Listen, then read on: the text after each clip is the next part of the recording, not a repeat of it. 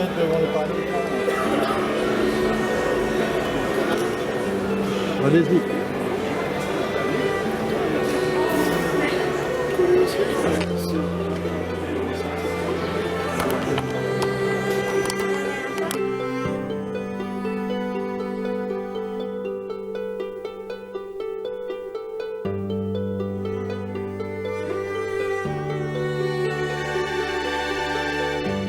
Je vous entends plus là, c'est pas parce qu'il fait nuit qu'on s'endort là. Allez, 1, 2, 3.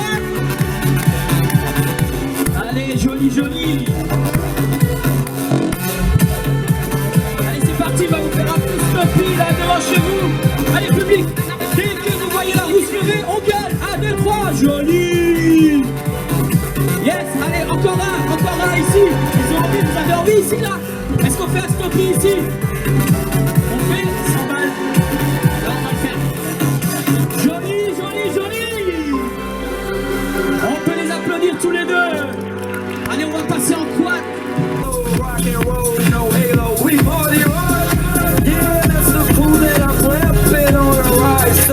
Il s'est entraîné, est-ce que vous voulez voir une...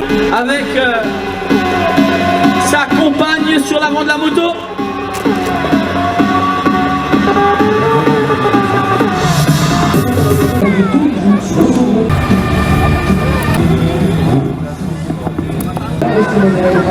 Et attention, 1, 2.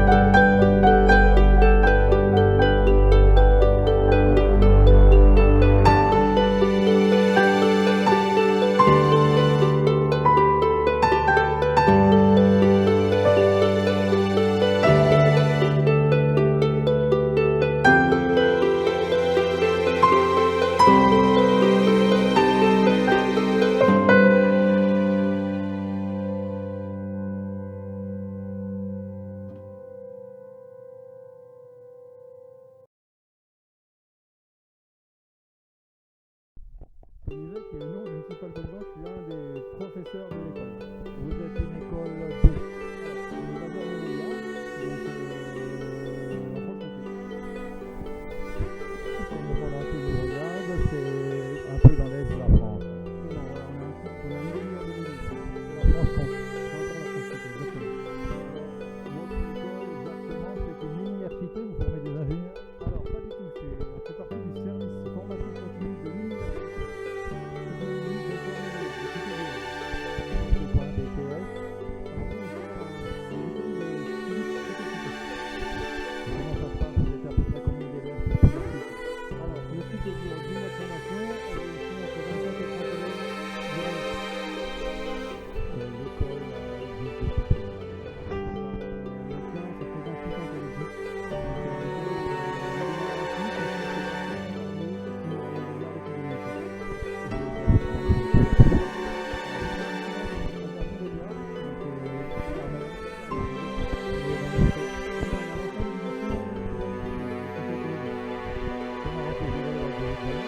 Alors, ils ont un dossier d'entrée, ils ont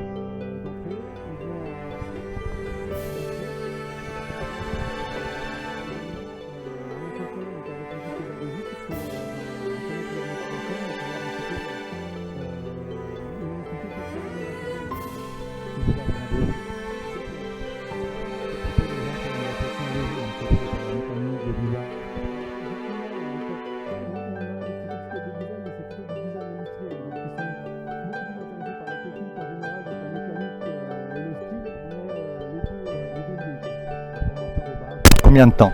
Alors, la formation de base, elle dure 10 mois, de septembre à juin. Et elle dure 3 ans, 2 ans?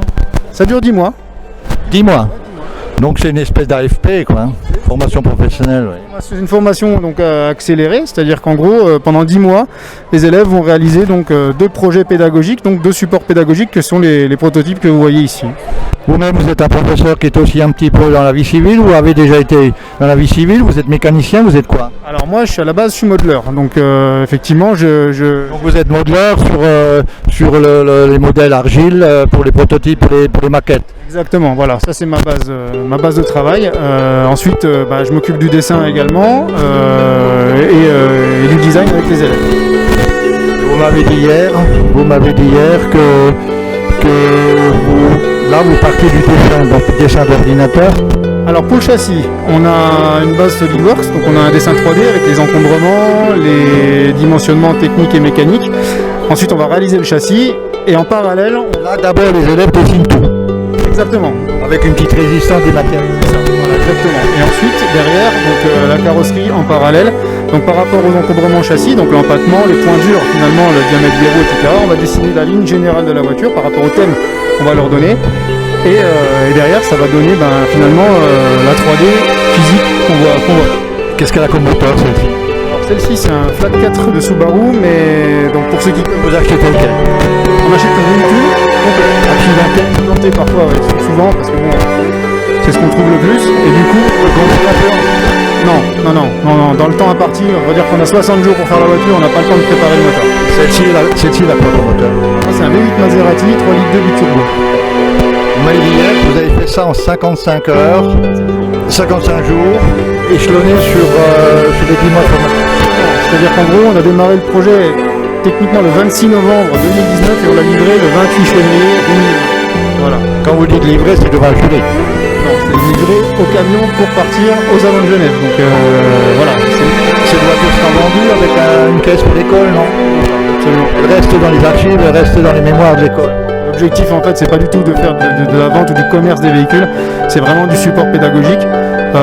Plutôt que d'individualiser les compétences sur des TP individuels, nous on va mutualiser les compétences de tout le monde autour d'un support pédagogique. Vous avez pu faire un essai sur piste avec cette voiture? Justement pas encore puisque c'est sa première sortie officielle. Et la bleue?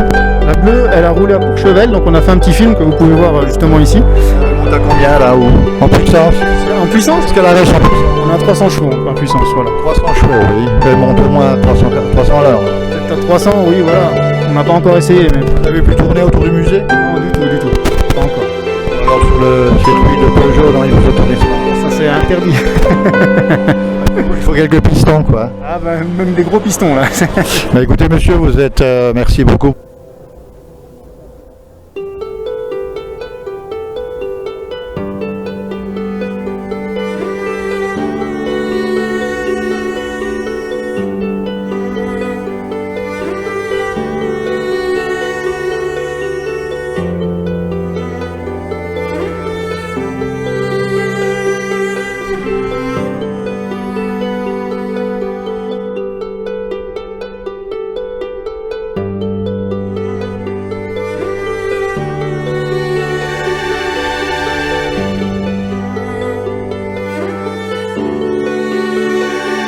S'il vous plaît. Tout à fait, Claude Beuglin. Je suis le président de l'Amicale CG. Nous sommes 70 membres et répartis à travers la France. Qu'est-ce que veut dire CG? Alors, Chappe et Gessalin, ce sont des constructeurs, des carrossiers qui fabriquaient ces magnifiques voitures qui sont derrière nous. Quelle année? 1966 et 1974 pour les exemplaires que vous voyez. Leur atelier était où? Ils ont démarré à Saint-Maur et après à Bric-Robert, dans la grande banlieue parisienne. Au départ, un des deux est designer. Tout à fait, ils ont carrossé, les Chappes ont carrossé, et puis M. Gessalin était designer, et ensemble ils ont sorti ces belles autos. Notamment designer, concepteur du design de l'Alpine Renault. Tout à fait, les premières Alpines Coach 106 ou GT4 étaient fabriquées chez CG. Ça s'appelait pas Alpine. Ça s'appelait pas, elles se sont appelées Alpine, mais Par la suite. ce sont eux qui les ont conçues, fabriquées, et par contre elles étaient montées chez Alpine. Et ils ont fait apparemment 2 modèles. Alors il y a eu en tout, il y a eu même 3 modèles, puisqu'il y a eu quelques cabriolets, des convertibles, sont des convertibles avec les côtés, les vitres non descendantes, et puis des versions coupées, c'était la plus grande partie de leur modèle, et quelques véhicules de compétition, comme il y en a un derrière vous, un blanc et bleu, à 17 exemplaires. Chappé, Frères et Gessalin sont déjà un petit peu sous-traitants au départ pour l'automobile. Ils étaient carrossiers, ils étaient charrons, ils étaient tout ce qu'on veut, et puis après De longue date déjà. de longue date, ils ont vécu l'après-guerre où il fallait reconstruire, ils ont fabriqué des utilitaires, ils ont fabriqué des voitures de course en aluminium, en tôle, et puis c'était les premiers en France à s'intéresser à la fibre de verre. Quelle est à peu près la taille de l'atelier en surface et puis en nombre d'ouvriers à peu près? Ah ben je ne sais pas combien ils avaient d'ouvriers, mais enfin ils étaient peut-être au maximum une douzaine, mais c'était surtout une entreprise familiale. Et puis là, Et les hangars à peu près? les ateliers ne devaient pas être bien grands, peut-être 300 ou 400 mètres carrés, peut-être 500 mètres carrés. Vous êtes allé voir de l'extérieur les anciens bâtiments? Non, personnellement non, je n'étais pas, les bâtiments n'existent plus aujourd'hui. Alors, le designer c'est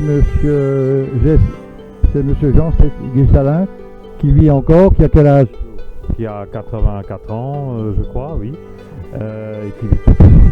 Vous avez gardé contact avec? On est toujours en contact avec lui. Et de temps en temps, vous l'invitez quand il y a des grosses manifs, ou bien vous pas au musée ou... Alors il se déplace plus beaucoup, mais enfin il nous suivait par le passé, il nous suivait sur nos différentes sorties annuelles qu'on faisait. Donc il est très heureux que son nom, sa marque perpétue.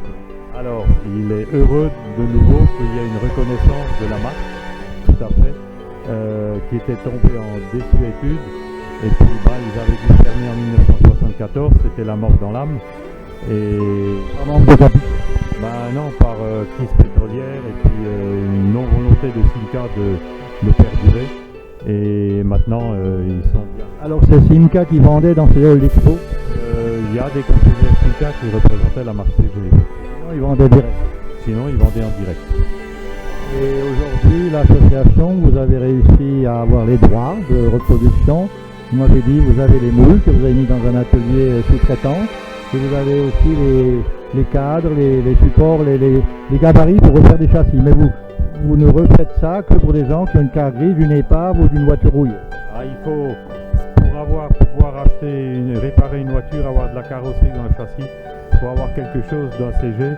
Et le principal, c'est la carrosserie et la carte grise. Et puis une épave va avoir quelque chose. On ne peut pas reconstruire, nous n'autoriserons jamais la reconstruction d'une voiture de A à Z. Bon, votre association, elle n'attend pas évidemment notre reportage, vous êtes connu au niveau France ou internationalement, mais si des gens nous entendent, sachez que l'amicale CG, dont je mettrai les adresses dans le générique, vous pouvez la contacter, le président il est très sympathique, et vous pouvez faire appel à lui pour avoir des pièces et d'autres renseignements. Qu'est-ce que vous avez à rajouter, Monsieur le Président? Ah, j'ai oublié de vous demander le nombre d'exemplaires des deux modèles les plus courants. Ah ben, les modèles les plus courants, ce sont les coupés, dont les coupés B1200. On va dire que c'est comme le coupé blanc. Le coupé blanc, lui, c'est une voiture de compétition usine, il y a eu 17 exemplaires. Mais la carrosserie, c'est la même, c'est coupé dans cette pratiquement cette configuration. Il y en a eu 275 de construits. Ça, c'était la plus grande production d'un des modèles. Des exemplaires reconnus. Tout à fait. La dorée. Alors, le vieil or, la couleur vieil or, c'est un cabriolet. Et il y a eu 20 exemplaires de cabriolet. Vous avez dit qu'ils ont aussi fabriqué des barquettes pour les courses de côte ou les slaloms. Alors, ils ont fait évoluer quelques modèles en barquette pour faire des compétitions, de la course de côte et des trucs comme ça. Il en avait aussi une propriété. Ah ben le propriétaire en avait une aussi, bien sûr. Plusieurs même. Oui. Bah, après il les revendait et il les gardait pas. Vous m'avez dit dans les années 70, c'est 40 000 francs. Non, c'était 23 000 francs. Non. 23 000 francs, oui. Quand une Simca normale valait 12 000, 10 000. 9 000. Voiture chère pour des gens quand même qui ont un peu des revenus. C'est quand même une voiture un peu élitiste à l'époque. Il a fait quelques résultats dans des courses ou des... Il y a des versions avec le moteur central qui ont été développées et ils ont failli remporter le championnat de France en 1973. Championnat de France Rallye. Championnat de France Rallye, Fiorentino, le conducteur usine, était vice-champion de France en 1973. Mais bon, après, crise du pétrole, etc. Donc, Je rappelle que nous sommes à Mulhouse, dans les halls d'exposition, et que cette association amicale CG est en Alsace à Vieux-Tannes. Mais je mettrai dans le générique les coordonnées du président, sa mailbox et son téléphone. Voilà. Vous avez quelque chose à rajouter, Monsieur le Président? Bah oui, alors là vous voyez quelqu'un qui est en train de verser du champagne sur un sigle. Le sigle CG, c'est un coq gaulois avec un drapeau à damier. Et c'est M. Uderzo qui était ami avec la famille Gessalin qui a fait le sigle de la marque. Parce que la marque, en plus, elle était implantée rue du Coq Gaulois à Brie-Contrebert, d'où le Coq Gaulois.